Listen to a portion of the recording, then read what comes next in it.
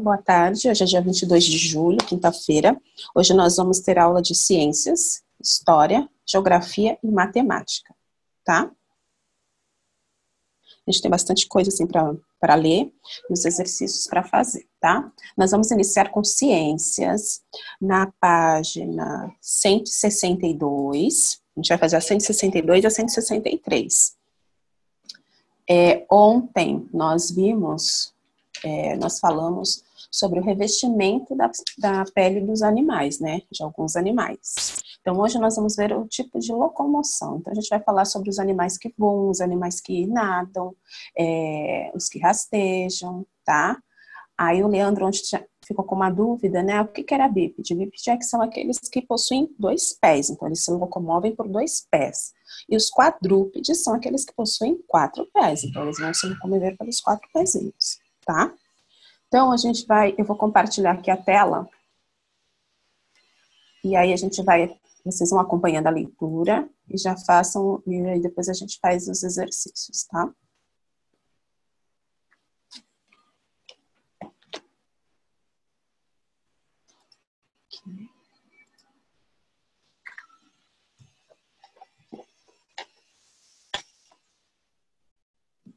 Então, na página 162, nós vamos falar sobre a locomoção dos animais. Deixa eu só virar aqui a telinha.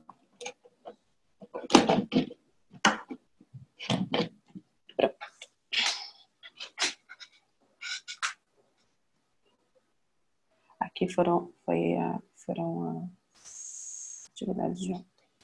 Bom, então a gente vai falar hoje sobre a locomoção desses animais, de alguns animais. Olha lá. Em geral, os animais se locomovem, ou seja, vão de um lugar para outro, e fazem isso de diferentes formas. Alguns voam, outros caminham, alguns nadam e outros rastejam, por exemplo. Alguns animais caminham sobre 2 patas, outros caminham sobre 4. Os animais com 2 patas são chamados bípedes e os de 4 patas, quadrúpedes. Há ainda animais que não apresentam patas e, para se locomoverem, eles rastejam. Como exemplo, temos as serpentes, que rastejam agilmente e são capazes de subir em árvores. Olha aqui, ó. A gente tem a imagem aqui de uma jiboia, tá vendo? Então, elas vão rastejando e elas conseguem subir assim em árvores em locais mais altos. As aves possuem penas e, em geral, possuem asas. Os animais com asas são bípedes, olha lá. Eles têm as asas, mas eles têm só 2 patas, né? 2 pernas, então 2 pés, então eles são bípedes. Ou seja, eles caminham sobre 2 patas, pois as 2 patas dianteiras são asas. Interessante, né? Então, as duas patas, né, que seriam consideradas patas, são as dianteiras, são as asas. Aquele da imagem dos flamingos, que são aves que voam. Os peixes, tubarões, golfinhos e baleias são animais que nadam. Além das nadadeiras, eles também possuem um corpo com um formato que torna mais fácil sua movimentação na água. Aqui a gente tem um exemplo de um tubarão, tá vendo? Ele tem as nadadeiras. E isso tudo vai facilitar com que ele deslize, né? Ele nade lá na água, se movimente na água, tá? Lá naquela atividade do material de apoio que vocês fizeram, naquela folhinha, tem bastante animais, né? Então, você ali podia ter, você pode escolher dali alguns animais para a gente fazer agora as atividades a seguir, tá? Vamos lá. Mão na massa, página 163. Considere as características presentes nos itens, nesses aqui, a seguir, e dê um exemplo de animal para cada um. Então, vocês vão escrever aqui o nome de um animal que voa, na letra A. Na letra B, um animal que nada. Na letra C, um animal que rasteja. Na letra D, um animal que caminha. Lembra no texto que ele falou, né? Aqueles que caminham, eles tanto caminham com duas patas ou quatro, tá? Um animal quadrúpede, aquele que possui quatro patas, e um animal bípede, aquele que possui duas patas. Depois, no número 2, ele quer saber sobre os seres humanos. Como que é a pele dos seres humanos? E de que maneira eles se locomovem? Então, você vai responder aqui na letrinha A, como é a nossa pele? E na letrinha B, como que nós nos locomovemos? Tá? Então, vamos lá.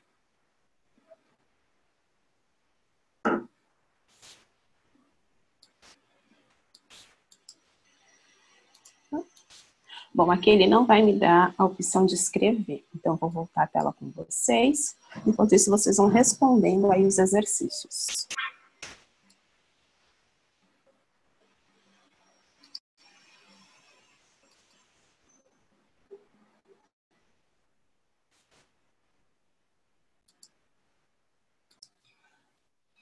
Agora a gente vai fazer história, página 248. A 248 e a 205 até a 250. Na aula anterior, nós falamos sobre as comunidades quilombolas, né? E as indígenas. Nós estamos focando primeiro nas quilombolas. Então, nós vimos na aula anterior a origem dessas comunidades quilombolas, né? Quando que surgiu, por que que surgiram. Vimos também que aqui no Brasil, em alguns estados brasileiros, algumas terras já são tituladas como quilombolas, elas são reconhecidas, né, como comunidades quilombolas, e outras ainda estão em processo de reconhecimento, ok? Então, hoje nós vamos ver como é a vida nas comunidades quilombolas. Eu vou compartilhar a tela e depois nós vamos fazer o exercício.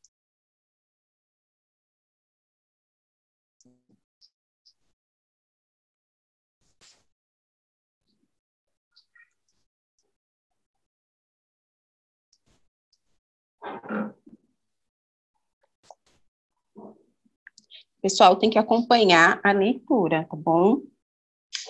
É como se estivesse na sala de aula. A gente sempre lê o texto antes de fazer os exercícios, né? Então, acompanhe a leitura aí na sua apostila, se ficar mais fácil, ou pela sua telinha do aparelho. Então, aqui na página, nós vimos, olha só, na aula anterior, nós falamos sobre o Zumbi dos Palmares, né? Que ele foi o líder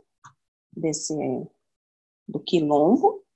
E aí, no dia 20 de novembro, que é a data, né, que ele foi, da morte dele, é comemorado o Dia da Consciência Negra, né, para a gente reforçar essa questão do racismo, da discriminação, dessa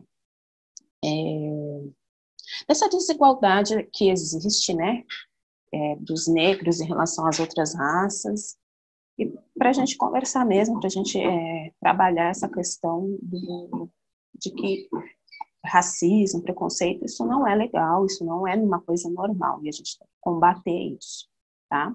Então, hoje nós vamos falar sobre a vida nas comunidades quilombolas, acompanhando a leitura. Olha, cada comunidade quilombola tem o seu modo de viver, mas todas têm em comum a terra como elemento de identidade, pois vivem no local onde seus antepassados viveram. Os quilombolas mantêm vivas e valorizam as tradições artísticas e culturais dos povos africanos do passado, como danças, festas, música, vocabulário, religiosidade, artesanato e o modo de plantar. Também é possível encontrar influências indígenas e das religiões cristãs em seu modo de viver. Então, aí vai existir uma mistura aí de cultura, né, de elementos de outras raças. Conheça um exemplo dessas comunidades. Olha só, aí o livro está mostrando para a gente um membro da comunidade quilombola Mesquita. Ela fica localizada em Cidade Ocidental, lá em Goiás, E esse quilombo foi criado em 1746. Olha quanto tempo ele existe. E hoje ele abriga 785 famílias. Na página 249, olha lá,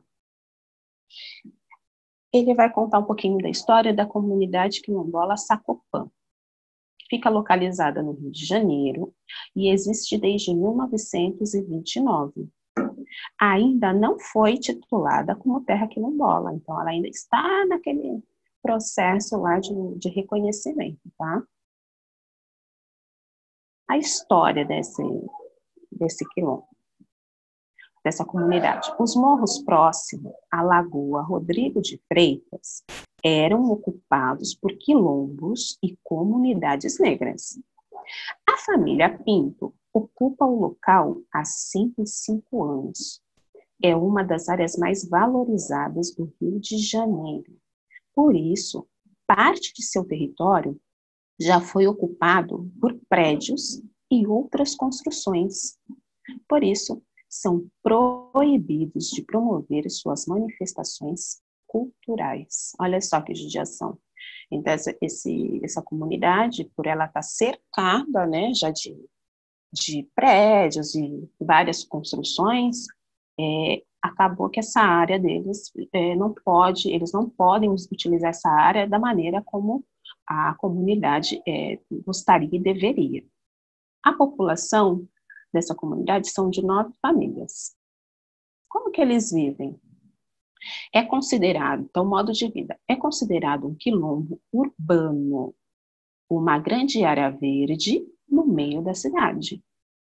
Os quilombolas criavam animais e tinham uma pensão, mas foram proibidos.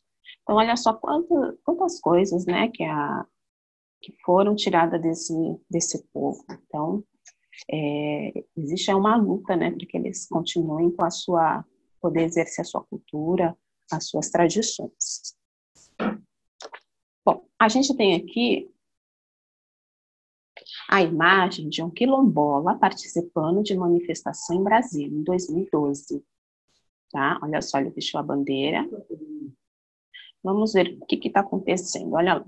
As comunidades quilombolas lutam para que seus direitos garantidos na legislação sejam cumpridos, tá?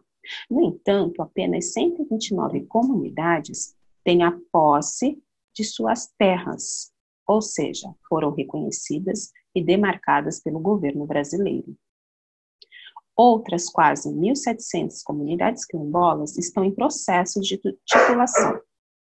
Para conseguir a titulação de suas terras, elas precisam documentar que as terras onde se encontram eram remanescentes de antigos quilombos. Enquanto isso, as terras quilombolas são cobiçadas por fazendeiros e mineradoras. Então, o pessoal tem que enfrentar muita coisa até que consiga reconhecer, né, que eles consigam reconhecer que eles fazem parte dessa comunidade. Aqui nós temos na segunda imagem, olha, quilombolas da Ilha da Marambaia, no Rio de Janeiro, dançando jongo para celebrar a posse de terra em 2015. Então, essa é uma dança, né, uma festa tradicional do povo quilombola. Bom, sabendo disso, nós vamos lá na página 250. Nós temos aí o mão na massa. A atividade pede que a gente assinale verdadeiro para as afirmativas verdadeiras e F para falsas. Então, as frases são as seguintes. As comunidades quilombolas têm forte ligação com seus antepassados. Então, prestem atenção, por que surgiram os quilombos, né? Será que essas comunidades de hoje, elas têm ligação, elas fazem menção aos antepassados? A segunda, as comunidades quilombolas são remanescentes das antigas senzalas. Olha só, Presta atenção. Sabe o que são senzalas? As senzalas eram os lugares onde os negros escravizados, eles ficavam, tá?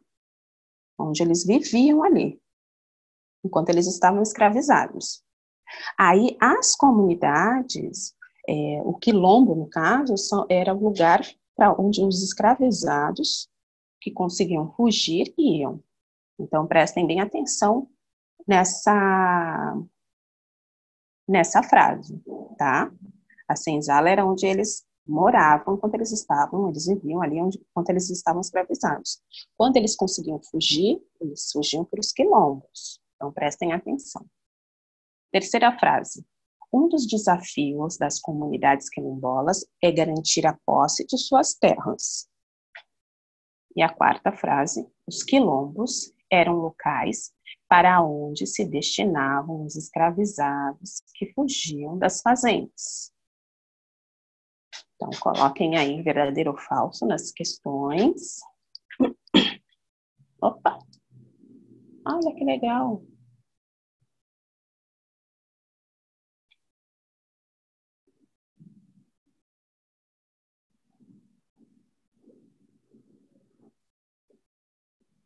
Então, na letra A, quem colocou verdadeiro está correto.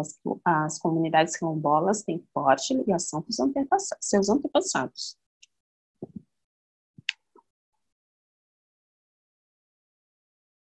Letrinha B.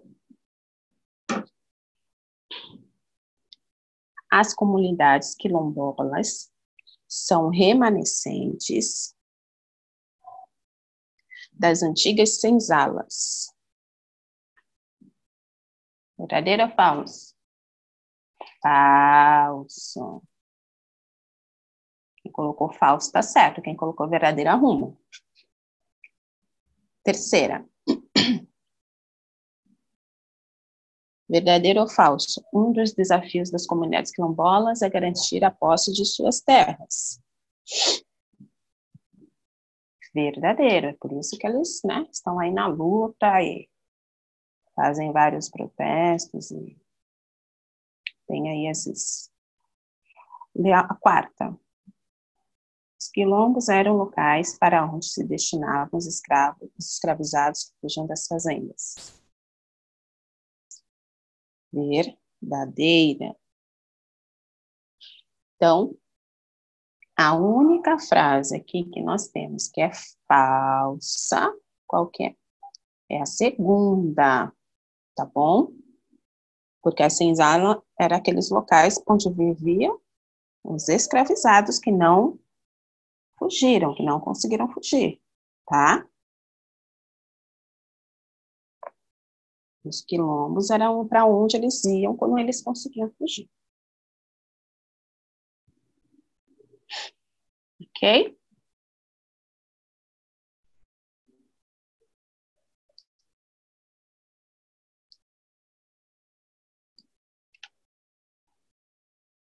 Conseguiram responder?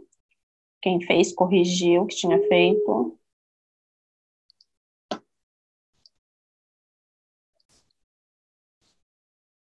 Bom.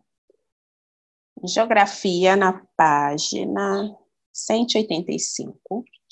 Nós vamos dar continuidade. Ai, perdão, não é página 185 que nós vamos continuar de geografia. É página 189, tá? Nós vamos continuar falando sobre os vários tipos de erosão que existe. Lembra que ontem, lá nas páginas anteriores, nós falamos sobre a erosão pluvial, que é causada pela água da chuva, e falamos sobre a fluvial, que é causada pela água do rio, dos rios, certo? E essas águas, esses agentes, esses elementos, eles vão transformando a superfície terrestre. Então, eles vão transformando a paisagem. Hoje, nós vamos continuar falando. Hoje a gente vai falar sobre a erosão marítima, a erosão glacial e a erosão eólica, ok? Então, vamos lá. Olha só, Tem bastante coisa para a gente ler até chegar no exercício, tá, pessoal? Então, vamos lá. Deixa eu compartilhar a tela. Depois da leitura e explicação, a gente vai lá, eu volto com vocês para a gente fazer os exercícios.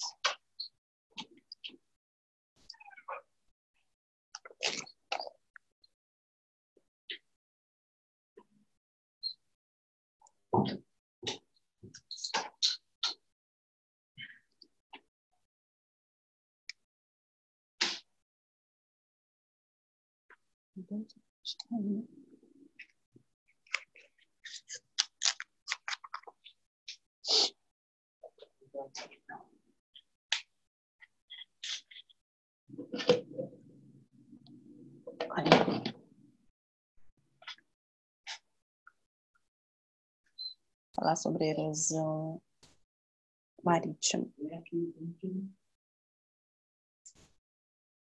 Que foram as que nós falamos ontem. Os exercícios que eu deixei para casa. E agora a erosão marítima. Olha lá.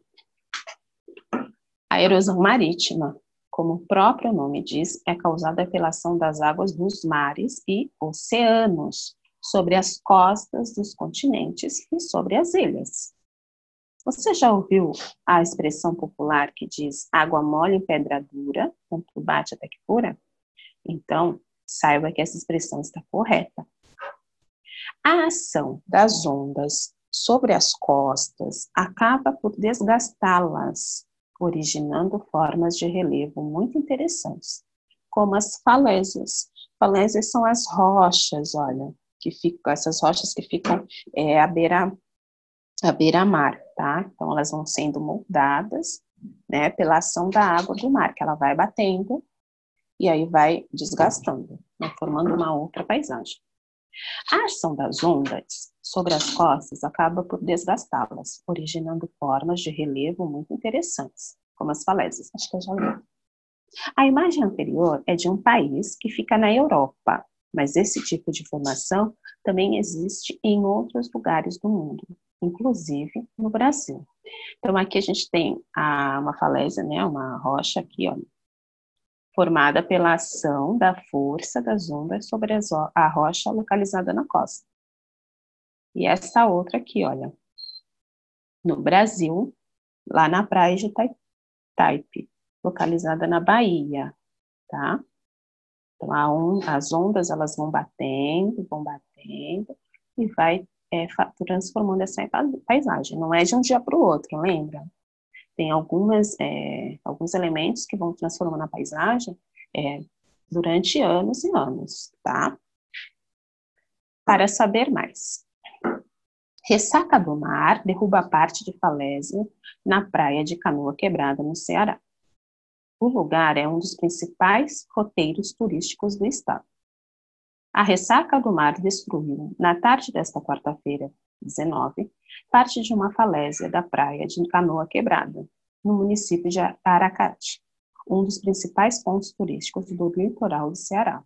Apesar da força do mar, a ressaca não atingiu o símbolo da região, o desenho de uma lua com uma estrela, localizada na Vila dos Esteves, em frente às piscinas naturais.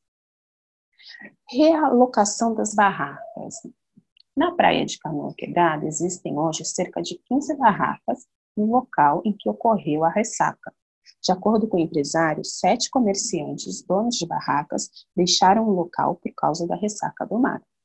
Então, ali existiam, por conta dessa destruição, né, dessa ressaca, as pessoas que trabalhavam à beira-mar ali, né, tinham as suas barraquinhas, que era o seu ganha-pão, elas acabam tendo que se deslocar e montar a barraca em outros lugares, porque não tem como trabalhar, né, com o mar invadindo aquela faixa de areia.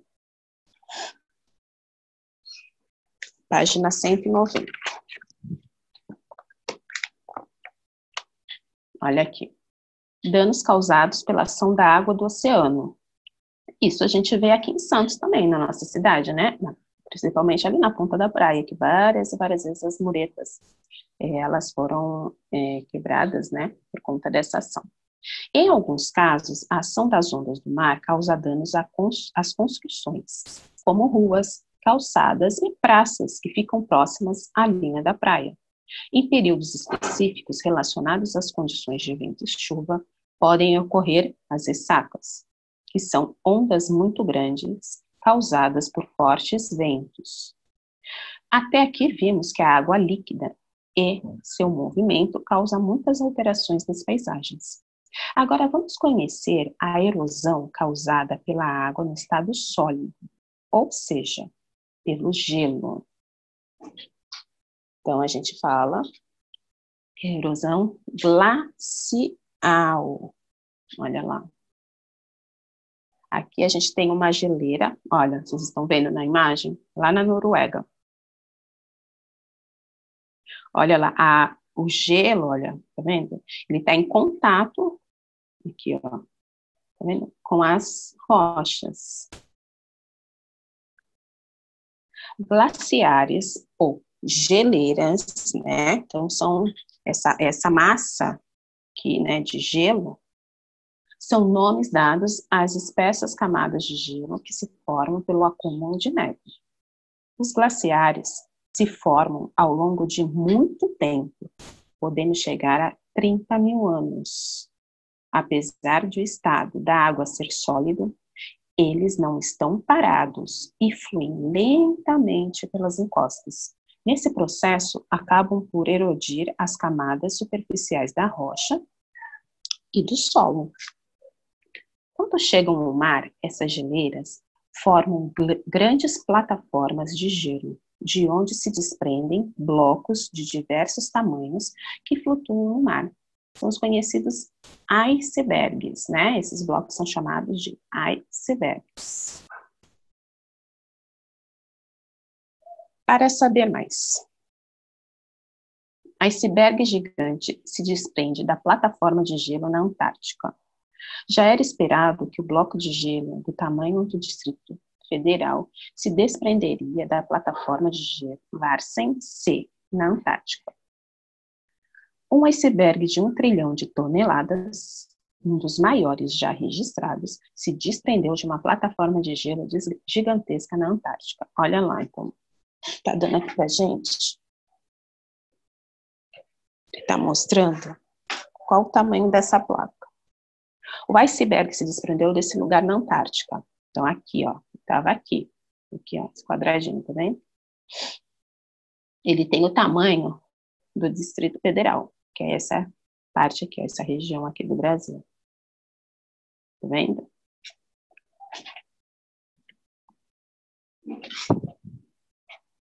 Na página 191, olha lá, outra imagem interessante de uma geleira, olha lá. A geleira, conhecida como Perito Moreno, localizada na Argentina, é considerada uma das maiores geleiras do mundo. Observe a imagem, na imagem, sua forma e o sentido do deslocamento do enorme bloco de gelo. Olha só, essa placona aqui de gelo. Como ela vem descendo, depois ela acaba, né, se deslocando para o mar.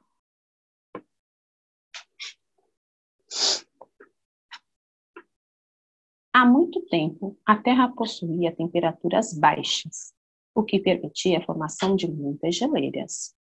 Muitos vales que existem atualmente foram esculpidos por geleiras que dominavam a superfície do planeta.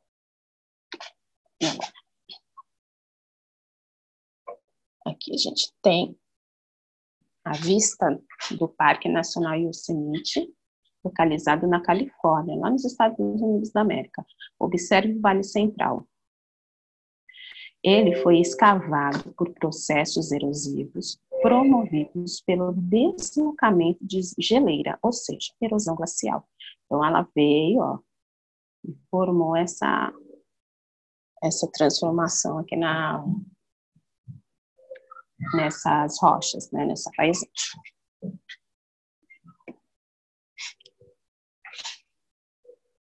Não vale a pena conhecer? Todo mundo já viu, acho que todo mundo já viu, né? Mais de uma vez até, o filme A Era do Gelo. Então, olha só o que ele está falando aqui. Talvez você já tenha visto, mas se ainda não viu, vale a pena assistir o primeiro filme A Era do Gelo, de 2002. Nesse filme, você entenderá um pouco mais o período no qual a Terra era dominada por paisagens de neve e gelo. Além disso, vai conhecer alguns animais que habitavam o nosso planeta nessa época, além de se divertir e se emocionar com eles. Ele está dando uma dica aí de filme para você aprender um pouquinho mais sobre essa era do gelo, né? Esse período do nosso planeta, e também sobre alguns animais que já não existem mais. Agora, aqui na erosão eólica, da página 192, olha só, ele vai mostrar para a gente uma coisa bem interessante. A erosão eólica é aquela causada pela ação dos ventos sobre as rochas e sobre o solo. Em alguns lugares, onde o vento é forte e contínuo, as rochas vão se desgastando, pois vão perdendo partes muito pequenas que são carregadas para outras áreas. Um exemplo de erosão eólica pode ser percebido nas regiões que são dominadas por areia, onde a ação dos ventos forma as chamadas dunas. Assim como são construídas pelos ventos, as dunas também são destruídas e mudam de lugar pela ação do ar em movimento. Olha aqui, ele vai dar pra gente aqui duas imagens. Essa primeira aqui, olha, pessoas se divertindo, né? Deslizando em pranchas de madeira nas encostas de dunas formadas pela ação do vento na Praia da Joaquina, em Florianópolis, Santa Catarina. Já nesta outra imagem aqui, nós vemos dunas também, só que aqui elas elas se localizam nos desertos, né? Aí é um deserto de areia, tá? E as dunas mudam de lugar em consequência da ação dos ventos. A imagem acima é do deserto do Saara, considerado o maior do mundo. Então, vamos ver como é que essas dunas se formam. Olha lá. Ele vai pedir para a gente observar aqui essas imagens. Então, observe as ilustrações a seguir. Elas demonstram como é a formação de uma duna. Então, a gente tem aqui o solo, certo?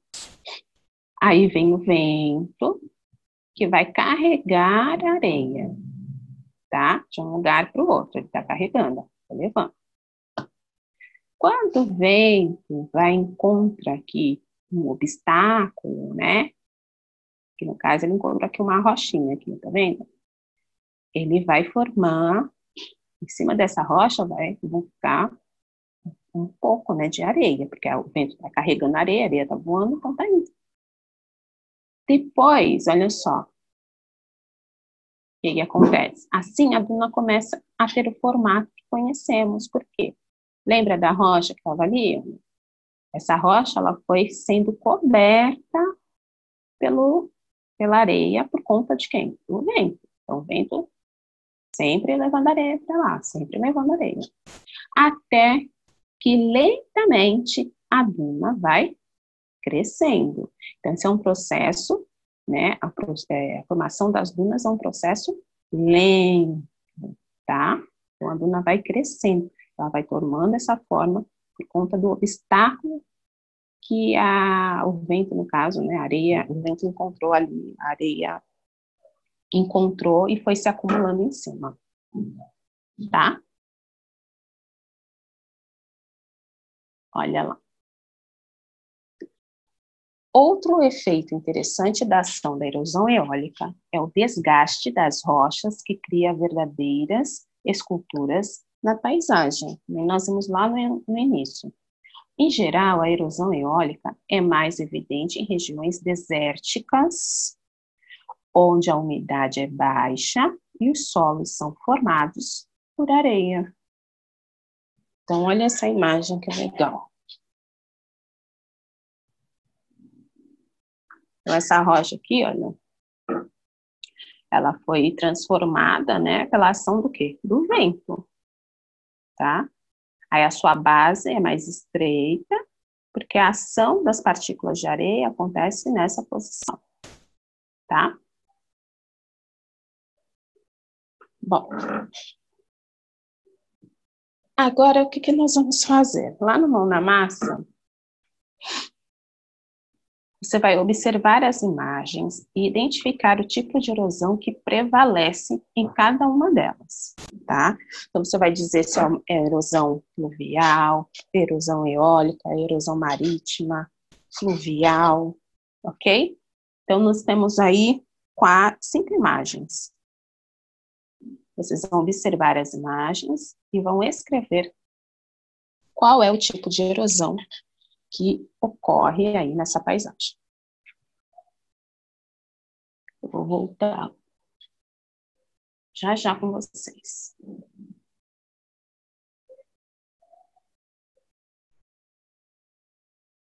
Vou voltar a tela e aí nós respondemos oralmente, tá?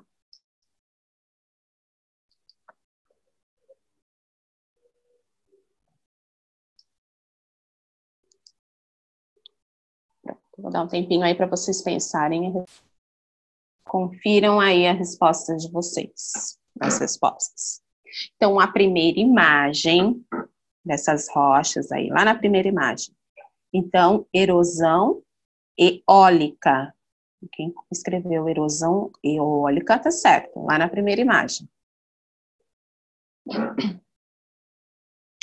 A segunda imagem, onde a gente vê aqui uma rocha, uma construção ali em cima, na segunda imagem. Quem escreveu erosão marítima tá certo, porque essa construção, essa casa, ela tá construída, né, à beira-mar. Então, essa rocha, ela tá à beira-mar. Então, conforme a onda vai batendo ali naquela rocha, essa rocha vai sofrendo o quê? Desgaste. Então, vai sofrendo uma alteração ali, tá? Erosão marítima. Terceira imagem. Estão acompanhando a correção.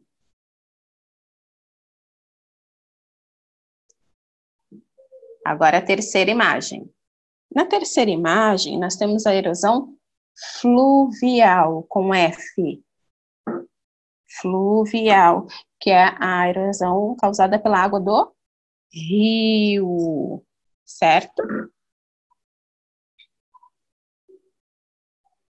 Então, essa água, ela vai vocês estão vendo que tem vários caminhos ali, né? Na imagem, na terceira imagem. Por quê? Porque essa água, ela vai se deslocando, né? E ela vai retirando os elementos que tem ali no rio, então vai também fazendo com que o percurso, né, do rio, ele vai mudando.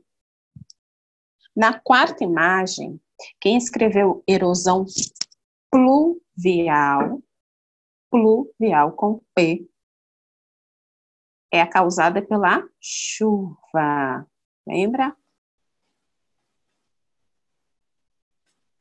A água da chuva ela vai escorrendo, né, nesse solo ali, e ela vai causando essas aberturas, essa transformação aí na paisagem. E a última imagem é a erosão glacial, causada pelas geleiras, né? É a glacial.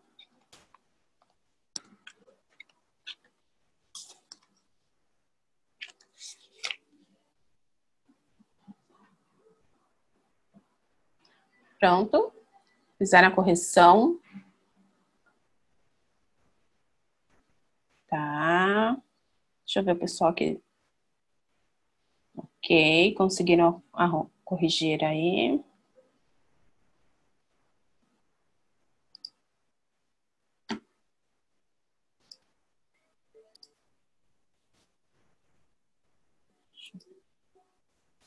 Olha lá.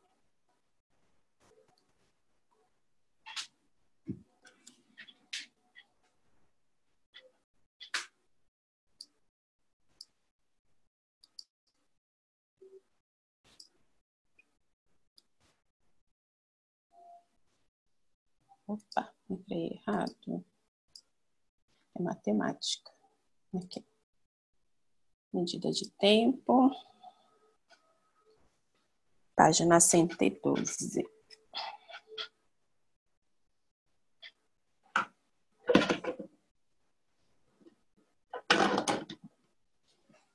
O exercício 3, ele está falando o seguinte.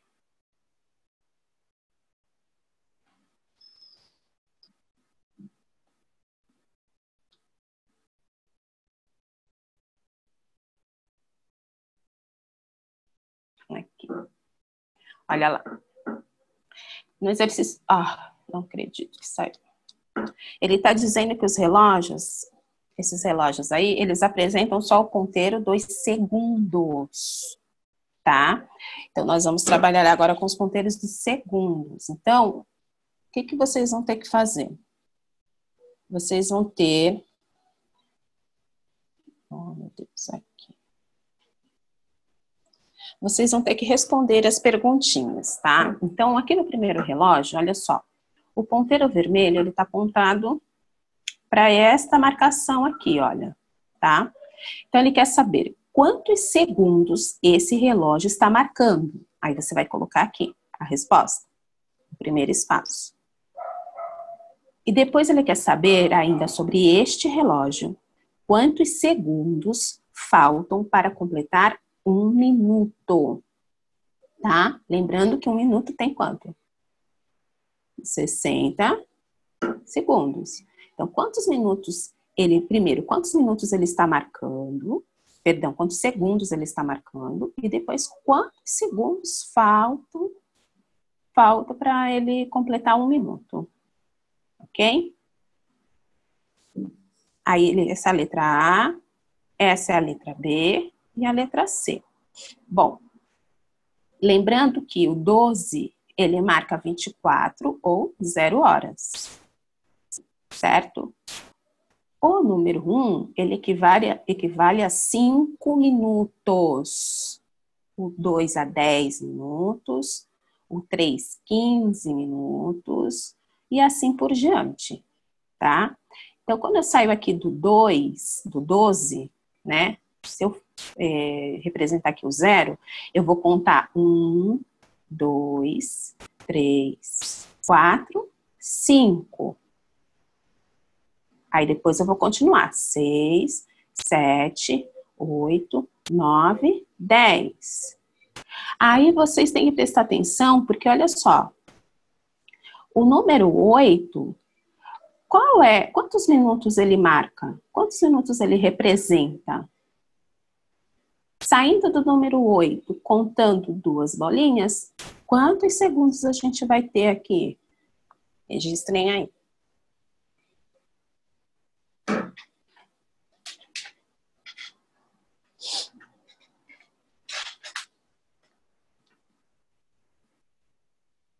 Olha lá.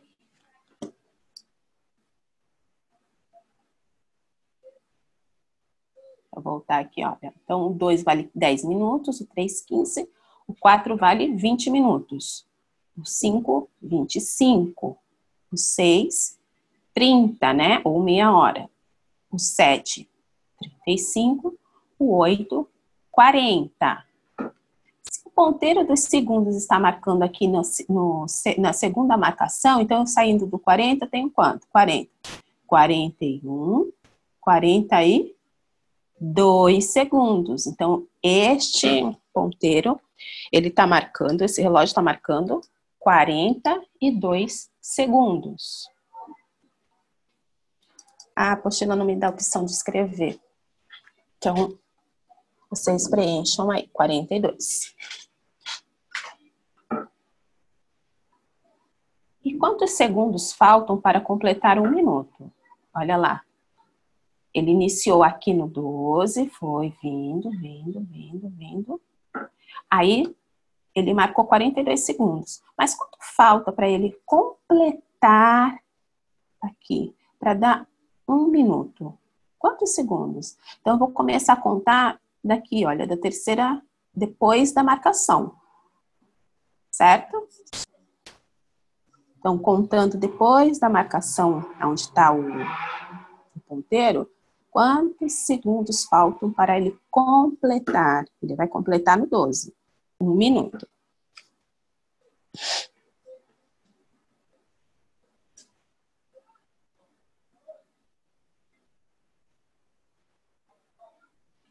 Quem colocou aqui 18 está certo.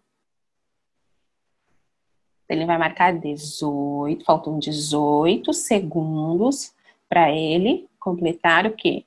1 minuto.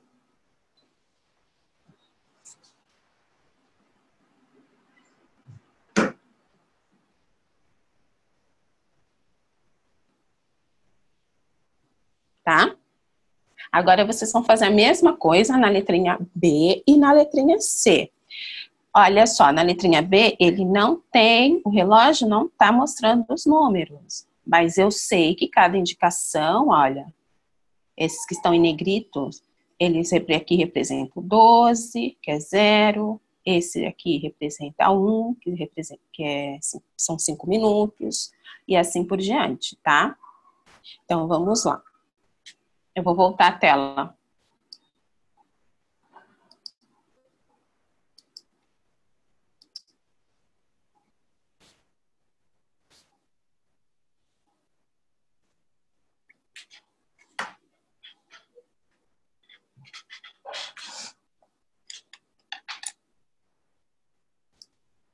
Lembrem de contar as marcações, tá bom?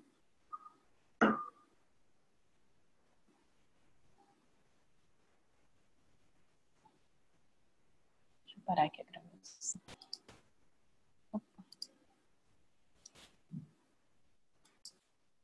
Então, na letrinha B, exercício 3, da página 112, ele está marcando 32 segundos e faltam 28 segundos para marcar 1 minuto, para completar 1 minuto. Na letrinha C, ele está marcando 18 segundos e faltam 42 segundos para ele completar 1 minuto. Ok?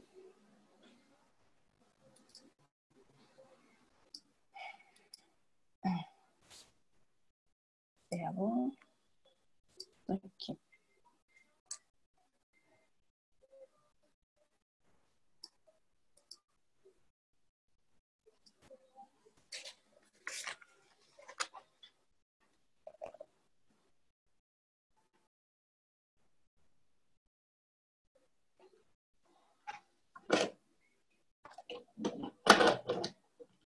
Bom, aí no caso do exercício da página 113, o 4, ele está falando que tanto a Viviane quanto o Henrique, eles estão com dificuldade de marcar aí, de identificar quais são os minutos e os segundos. Então, nós vamos ajudá-los. Olha lá. Chegar na página. Chega. Aqui, olha lá.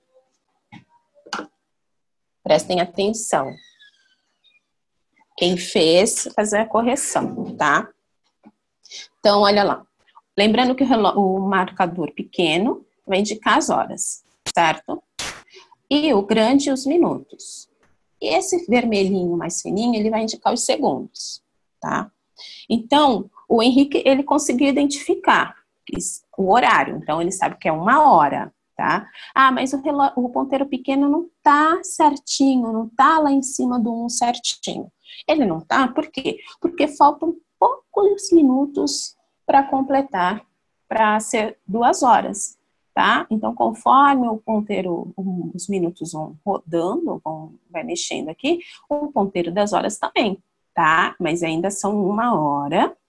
E os minutos que o Henrique não sabe? Então, se eu sei que 1 representa 5 minutos, 2, 10, 15, 20, 30, 25, 30, 35, 40, 45, 50. Então, eu sei que o 10 representa 50 minutos, certo? E aí, o ponteiro grande, ele não está certinho no 10, porque não são 1 hora e 50 minutos certinho, já são 1 hora e quanto? Ó, eu conto aqui a marcação, 50, né, no 10, 51, 52, 53, que é onde o ponteiro dos minutos está marcando. Então, são 1 hora e 53 minutos. Então, 53 você vai colocar aqui. 53 minutos. E quantos segundos? Olha lá, onde que tá o ponteiro tá apontado, né? Para onde está o ponteiro dos segundos, o vermelhinho? Olha, se a gente for observar, ele tá aqui. Deixa eu só aumentar aqui a tela, mais fácil, né? Pronto, eu cheguei no limite aqui. Olha lá. Ele tá apontado aqui, ó, ele tá entre o 6 e o 7, certo? Então, eu sei que 6 representa 30 minutos, ou meia hora, né? E lembrando que os segundos, ele vai seguir a mesma regrinha dos minutos, certo? Então, ele vai contar, fazer a mesma contagem. Então, se o 6 aqui representa 30, e o ponteiro do segundo já passou, então ele tem 31, 32, 33. Então, esse relógio está marcando 1 hora, 53 minutos e 33 segundos. Então, 33 ele vai entrar aqui. Ok? Quem colocou outra resposta, arruma. Agora a Viviane. A Viviane, ela já não conseguiu identificar as horas. Então, a gente vai ajudar aí a Viviane. Olha lá. O ponteiro pequeno. Deixa eu aumentar. O ponteiro pequeno, ele nem está no 1 e nem está no 2. Ele está entre os dois, né? Ele está entre o 1 e o 2. Por que será que isso acontece? Né? Porque quer dizer que aquele horário de antes, ele já está acabando. Então, olha lá. E o ponteiro grande, ele está marcando aonde? Aqui, olha. Nesse aqui. Nessa marcação, entre o 6 e o 7. Tá? E o ponteiro vermelhinho, que são os segundos, também, olha, ele está em outra marcação. Ele está entre o 9 e o 10. Então, vamos lá. Se a gente for analisar esse relógio, olha, lembra do relógio do Henrique? O relógio do Henrique, ele diz que são 1 hora, 53 segundos e 53 minutos e 33 segundos. Se a gente for analisar, olha, o ponteiro está quase chegando, o pequeno está quase chegando no 2, não é? A mesma coisa acontece aqui no relógio da Viviane. O ponteiro pequeno está quase chegando no 2. Então, quer dizer que ainda não são 2 horas. Ainda são 1 hora. Então, eu vou colocar o número 1 aqui. 1 hora. Quantos minutos? Olha lá. Eu tenho que lembrar que o 30 vale quanto? O 6 vale quanto? 30. Só que o ponteiro grande, ele não está certinho no 6. Então, eu vou contar a partir do 6. 30. 31, 32, 33. Então, são 1 hora, 33 minutos e quantos segundos?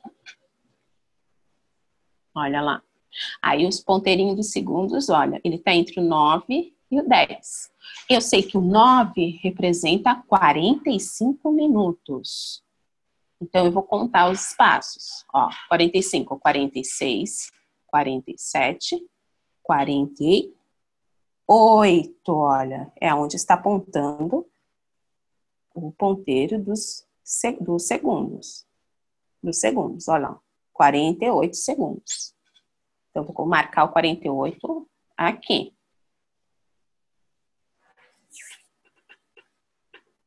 Eu vou repetir, aqui eu vou marcar 1 hora, 33 minutos e 48 segundos. Tudo bem? Eu não vou fazer aqui na apostila porque ele não dá opção. Bom, agora no exercício 5, olha lá. No exercício 5, o Carlos ele ganhou um relógio, né, dos avós, e esse relógio ele veio com a marcação dos algarismos romanos, tá? Então eu sei que os números romanos, eles utilizavam letrinhas, algumas letrinhas, né, para representar os números, e uma dessas letrinhas é o I, o V, o X, e entre outras. Mas no relógio de ponteiros, ele só vai aparecer até só essas letras, tá? I, X e V. Esse daqui vale 1, certo?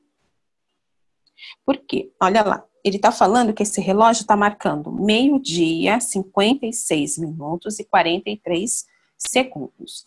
Então, meio-dia e 56 quer dizer que faltam muito pouco tempo para dar o quê? 1h da tarde. Então, o ponteiro pequeno, ele tem que estar onde? Ó, quase, ponteiro pequeno tem que estar quase perto do 1, tá? Ponteiro pequeno não pode estar totalmente no 1 ainda, ele tem que estar quase chegando no 1. Então, ó, façam aí, o ponteiro pequeno é quase perto do 1. Quantos minutos? 56. Então, o ponteiro que está marcando lá 56 é dos minutos. Então, ponteiro grande, olha só, esse daqui é o número 11, certo? XI é número 11. Eu lembro que o 11, ele representa 55 minutos. Se ele está falando que o relógio do Carlos está marcando 56, então o ponteiro dos minutos, ele tem que estar apontado, olha, aqui é 55. Eu conto mais 56. Então, ponteiro grande, ponteiro dos minutos tem que estar marcando aqui, ó, tem que estar apontando para esta marcação aqui, que representa 56. E quantos segundos? 43. Ai, mas qual é o 43? Conta lá, ó, 5, 10, 15, 20, 25, 30, 35, 40. O 43 ele fica entre o 40 e o 45, não é isso? Então, eu sei que aqui, olha, V, I é o número 8, tá? Na nossa escrita. O número 8 representa 40 minutos. Então, 40. Se ele está falando que está marcando 43, eu vou contar 40, 41, 42, 43. Então, o ponteiro dos segundos, ele tem que estar aqui, nesta marcação. Tá? 43. Foi? Lá na página 104, olha lá, pessoal. Página 104. Exercício 6. Ele fala assim: algumas receitas devem ser seguidas à risca.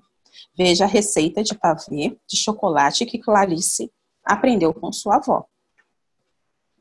Então, aqui ele tem os ingredientes que a Clarice vai precisar usar, a quantidade desses ingredientes.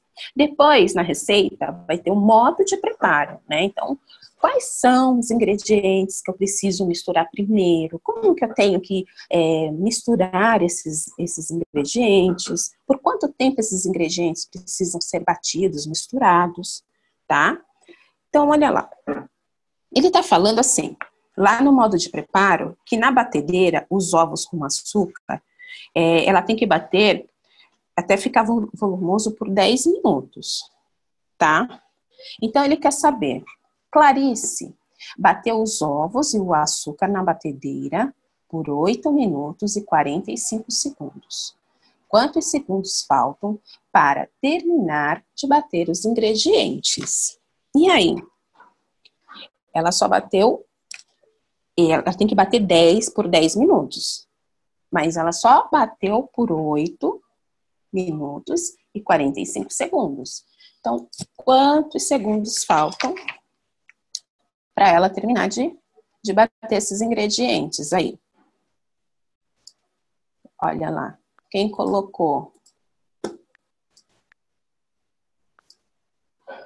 75 segundos.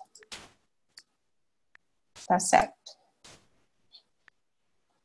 Então, faltam 75 segundos.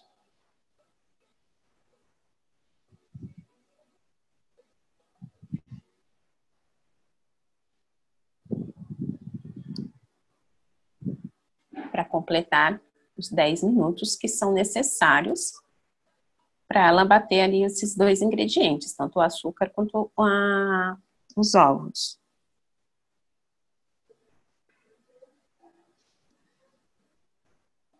Aí o irmão da Clarice, na letra B. O irmão da Clarice falou que faltava 1 minuto e 15 segundos. Você concorda? Justifique a sua resposta.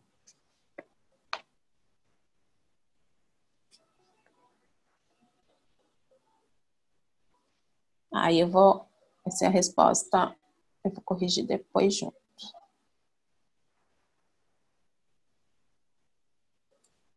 Estou voltando aqui com vocês.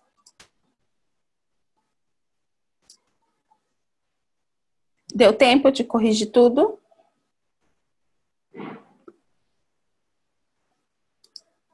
Espera aí.